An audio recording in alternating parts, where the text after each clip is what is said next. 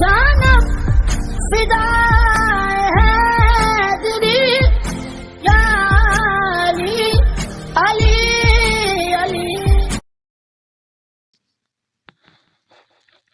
اپنے عیبوں پر نظر رکھ اور اپنے بھائی کے عیب چھپا تاکہ تو بے پردہ نہ ہو جائے۔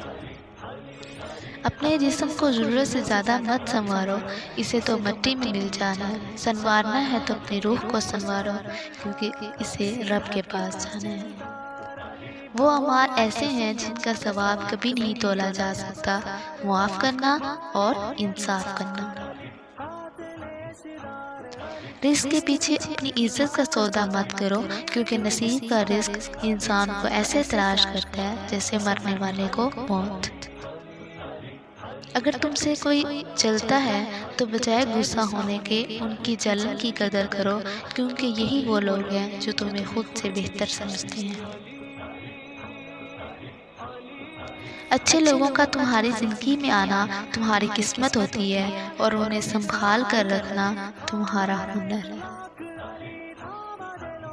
اللہ کے نزدیک کسی انسان کی عزت جتنی زیادہ ہوتی جاتی ہے، اس کا امتحان بھی اس قدر سخت ہوتا جاتا ہے۔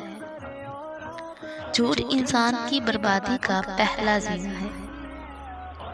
جس آدمی کی خواہش اس کے حاصل سے زیادہ ہے، وہ غریب ہے۔ کسی کے خلوص اور پیار کو اس کی بے وقوفی مت سمجھو، ورنہ کسی دن تم خلوص اور پیار تلاش کرو گے اور لوگ تمہیں بے وقوف سمجھیں گے۔ ایسے شخص کو کبھی مت گنوانا جس کے دل میں تمہارے لیے محبت، فکر، عزت اور چاہت ہو۔ ہر شخص کی قیمت وہی ہے جو اس میں خوبی پیدا کر دے۔ ہم لوگ فرعون کی زندگی چاہتے ہیں اور موسیٰ کی عاقبت۔